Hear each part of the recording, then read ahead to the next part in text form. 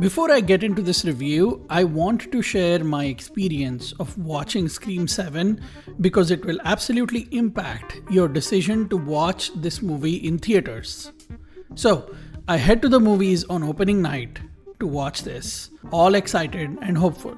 I enter the movie hall and there is one grown woman with 3 of her kids between the ages of 8 and 10. Kids in a rated R movie. They were their silly, playful selves throughout the trailers, but as soon as the movie started, 2 out of the 3 of them just start crying loudly. Loudly, they were wailing. They were audibly, repeatedly saying, "Mom, I don't want to watch this movie. I am scared." And of course they hate it. It is a guy in a skull mask tearing people's bodies apart. The mom absolutely could not care less though. Not only did she not leave, she just kept laughing at them and playing it off like, "Oh, it's just kids." It was incredibly disturbing. After about 20 minutes of shushing them, I got tired, went to the usher in the hallway, requested to move to a show that started later, and told them what was going on in there. I go to the movies at least once a week, and I have never seen something as horrible as a mom subjecting their 10-year-old children to 2 hours of R-rated horror against their will. Looks like Scream 7 is bringing the absolute worst people to the movie theater. Get ready to shush and complain if you decide to go. Have you ever seen something this insane in a movie theater? Tell me in the comments. Alright, on to the review of Scream 7. When a new ghost face killer emerges in the town where Sidney Prescott has built a new life, her darkest fears are realized as her daughter becomes the next target. So this movie has been swimming in controversy ever since Scream 6. First, Neve Campbell decided she was not coming back for 6 because of her salary offer. Then 6 came out and was a success, but before 7 started filming, the movie's original co-lead, Melissa Barrera, was fired for her political comments. Then her co-star Jenna Ortega quit in protest, and 7 happening was completely up in the air. But then the movie got a full rewrite, they forked up that Neve Campbell money, and the franchise has re-pivoted from the main stories of 5 and 6 back to Sidney's story after 4. It was not a unanimous celebration though, this change, because there has been steady online chatter against this movie for the firings, and even the premiere saw some protests. So does Scream 7, at the center of all this drama, live up to the hype? Does Neve Campbell deliver on her much awaited full main star return? Okay, so 7 begins with a couple going through the fan experience at the original Scream house. 2 characters are walking through the house, speaking out all the facts about what happened in this place, who Ghostface is, what the stab movies are, etc., etc. And of course, we know this experience is going to turn south very quickly. But there is absolutely no tension or horror in this setup or execution.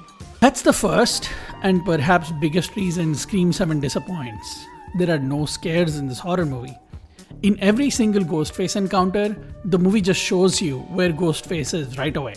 Even before setting up who he is chasing, what the actual trap is that the characters are walking into. It's like me doing a magic trick for you, and I started with telling you to pick a card, but before you do, I say, "Hey, I am forcing this card on you. You're not actually picking it by choice." It is a bizarre choice that really works against the movie because it downgrades Ghostface from a looming menace to him as a knife-wielding action star. A couple of gory moments do stand out though. There is one in a high school theater and one at a bar. But the 2 minutes of those well-delivered kills did not justify a 2-hour movie where you can at all times see the killer's every move and not ever feel any real danger for the victims. It does not help that more than once there is a character Ghostface straight up murders that just comes back alive like nothing happened later in the movie. You will see people get stabbed a dozen times and know they are dead, and then 30 minutes later they're walking around with bandages. It's like Friday the 13th, but Jason is chasing other Jasons. Calling this a horror movie is a Ghostface mask lower jaw sized stretch. It is mild on horror, but is it wild on plot? Another thumbs down on that. In hindsight, it makes complete sense now why 5 and 6 pivot from Sidney's story, because there is really nothing good left to explore here. The real bummer is the return to Sidney's story is filled to the brim with lowest common denominator, the most obvious setups for returning characters and motivations. And the big twists all have the answers that you guess the moment you see these characters on screen for the first time. Every single turn and change is a shadow of something that happened in a previous Scream movie, and the third act, ending with the Ghostface reveal, are the most underwhelming this franchise has ever had. You know how every Scream movie has the scene where a character has a meta monologue about everything happening in the movie? If they had the honest meta version of Scream 7 in Scream 7, they would call it boring, lacking any tension, and full of very obvious twists. And the final Ghostface reveal that is so random and confusing, they might as well have picked someone off the street with no connection to Sidney or Gale and made them Ghostface. No spoilers here, I will do a separate spoilers essay on the crazy choices of Scream 7 this weekend.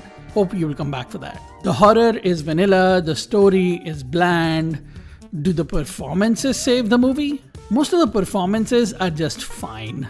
The center of 7 is Sidney and her daughter, Tatum, played by Isabel May. Their chemistry does not work, so it is hard to care about the relationship, and Isabel is no Melissa or Jenna, unfortunately. She does not bring that intensity to the co-lead role like they did.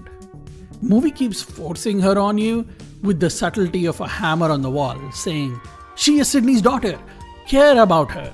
But it's hard.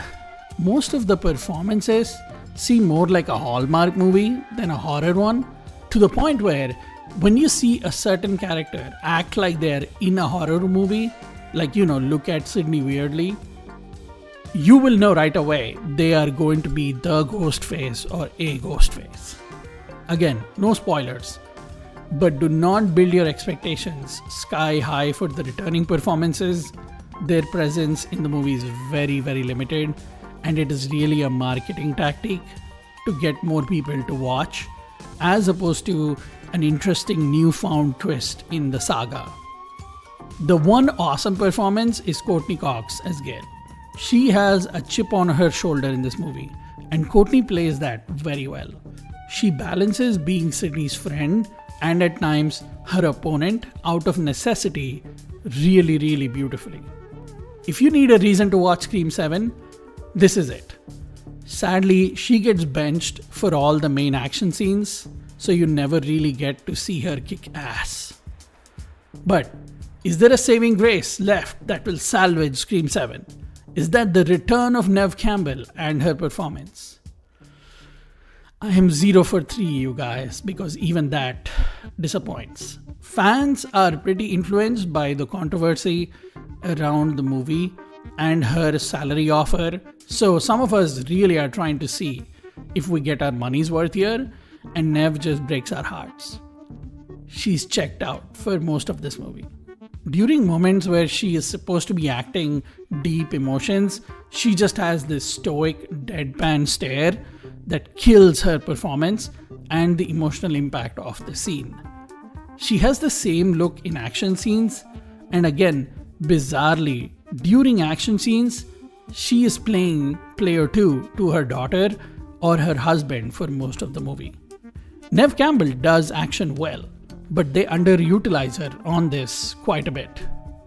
There is a full 10-minute scene involving a main character fighting for their life from Ghostface, and we watch all this from Neve's cell phone as she is watching it too.